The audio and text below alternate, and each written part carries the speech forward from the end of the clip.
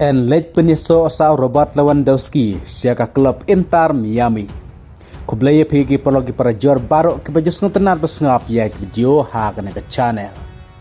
Kat kumi kubo sport laong bak Inter Miami hakane kaliur kan satit player biang. Kata ki player na Europe kabaderu ka kubor ke sengutenar kamtam ya ki fans ke Inter Miami ki fans jong Messi. Kawai ke kubur ke pasngutenat kedai bahakane kaliur ke Inter Miami kan satit saya orang ilikai pelarang ba ke Barcelona kata ya Robert Lewandowski. Bagi kubur sport kila kamru ba Robert Lewandowski un samino nang ke klub Barcelona habakut kane ke ayong. Bat un selej ban yelekai no hak MLS hak klub Inter Miami haringkat Lionel Messi.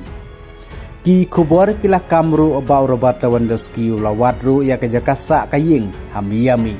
Bat lala kanekan urlong sisa ke Inter Miami kan senang klan susu ha kanek ayom ke bansawan. Nang tan nalor Robert Lewandowski ke Inter Miami kelat terwaru bansoya kontrak badu ke Smiro. Lada menjur banej ban penyeso syaka klub Inter Miami. Henry kubur kila kamru ba urnado lakwa bantan yau ke Smiro banilekai hak Al Nassr has Saudi Pro League. Ka Inter Miami mentak laderu ka klub kepala pau baha ke MLS nadu balaji penyeso Messi syakane ka klub.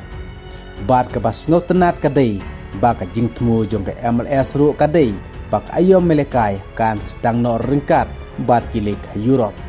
Tambang ngimpatip lano kanekan sasdang. Messi haka klub Inter Miami ulada debut kur hadu South League Trophy. Kata kawe haka likop arajar pulai MLS Supporter Shield arajar pusau Eastern Conference Cup bat arajar arsan MLS Cup. Henry ka likop arajar pulai kaderu ka trophy keban ningkong du nagamta ka klub Inter Miami. Hakabag Inter Miami klay yokur ningkong niya kani ka trophy ro kay tat hadin balalay pen penyeso Messi siya kani ka klub. Kublay sibot.